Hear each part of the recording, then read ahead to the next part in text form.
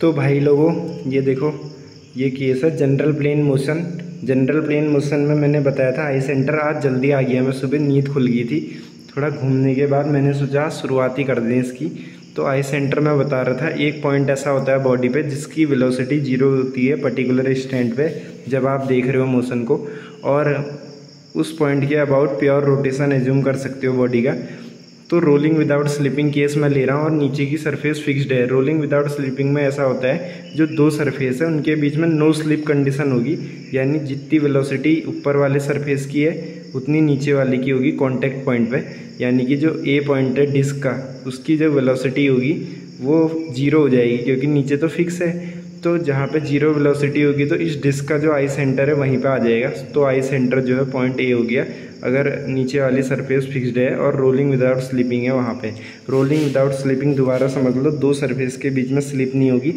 तो इस केस में नीचे वाला तो फिक्स है, अगर नो स्लिपिंग है तो रोलिंग विदाउट स्लिपिंग है तो ऊपर वाले की और नीचे वाले की वेलोसिटी कॉन्टैक्ट पॉइंट पे सेम आनी चाहिए। इसका मतलब ऊपर वाली जो बॉडी है उसका जो ए पॉइंट है उसकी वेलोसिटी 0 है, और अगर उसकी वेलोसिटी 0 है वो आई सेंटर हो जाएगा।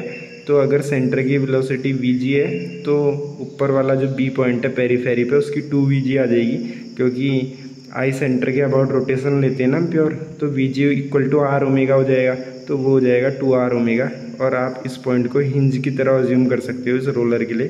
तो ये आई सेंटर आ रहा है इस केस में, इसलिए ऐसा हो रहा है। अगर यहीं पर ये सरफेस मूविंग होती तो नीचे वाले पॉइंट की वेलोसिटी 0 नहीं होती, उसके बराबर हो जाती मूविंग वाले के।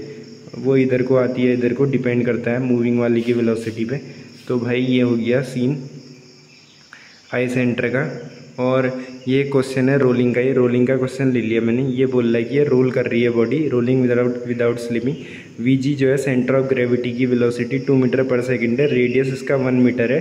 तो इसने जी वाले से IG से 45 डिग्री के एंगल पर बना दिया इसने GB। तो ये बोल रहा है कि बी पॉइंट की वेलोसिटी निकालो, फाइंड VB।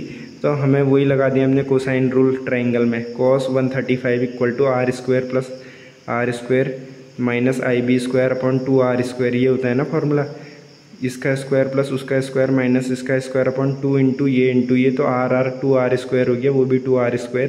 तो IB स्क्वायर आ गया 2R स्क्वायर 1 माइनस कॉस 135। जब हमने निकाला तो IB आ गया 1.847। तो हमें पता है कि ये बॉडी है रोल कर रही है, तो इसकी एंगुलर वेलोसिटी जो है सेम आएगी। तो हमें पता है आई सेंटर रोलिंग विदाउट स्लिपिंग में यहाँ पे आता है क्योंकि नीचे वाली फिक्स सरफेस है। तो VB अपॉन IB ये ओमेगा देगा हमें आई सेंटर के अबाउट ना। वेलोसिटी ऑफ पॉइंट भी ऐसे आएगी, VB अपॉन IB जो है ओमेगा देगा, और वैसे ही VG अपॉन IG भी क्या देगा, ओमेगा। तो वहाँ से हमने VB निकाल दिया इक्वेट करके, VG upon IG into IB। तो वो निकाला 3.6955। यह आ गया आंसर वेलोसिटी ऑफ पॉइंट भी। और इसका सेंस कैसे देखते हैं, देखो इस पॉइंट पे हिंज एज्यूम कर सकते हैं हम, आई सेंटर वाले पॉइंट पे हिंज की तरह एज्यूम कर सकते हैं। तो इसके यहाँ से ये पॉइंट है, ऐसे रोटेशन आ रही है सेंस, तो उस पॉइंट की रोटेशन इस सेंस में आएगी क्योंकि ये लाइन है उसे जोड़ने वाली, तो ऐसे आ जाएगी इसके टेंजेंशियल इस तरह से। तो VB हमने निकाल दिया, मतलब डायरेक्शन ये हो गई VB की, और मैग्नीट्यूड ये निकाल दिया 3.6955 मीटर पर सेकंड। तो ये क्वेश्चन था बढ़िया।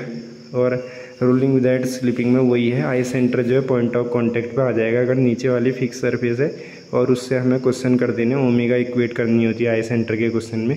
Thank you.